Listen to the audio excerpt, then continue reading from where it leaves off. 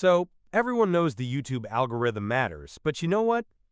Most creators don't know the importance of a manual SRT file.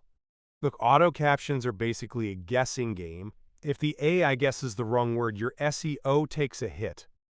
And worse, non-English speakers get a garbled translation because the master English text was broken from the start. Well, a manual SRT is high-confidence data. It tells the algorithm and the auto-translator exactly what you said. This is a core part of my workflow now. I just point this Python script at my audio file, and look at that.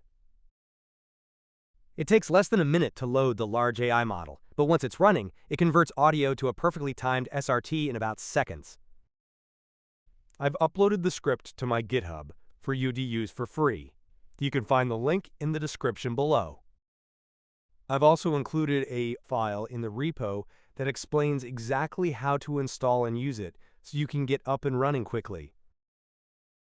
If you have any questions or run into any trouble, feel free to ask in the comments. I'll be jumping in there to answer and help you out. No monthly API costs, no manual typing, just clean data. Grab the code, run your own tests, and let's get back to the lab. I'm Tech Dad. See you in the next briefing.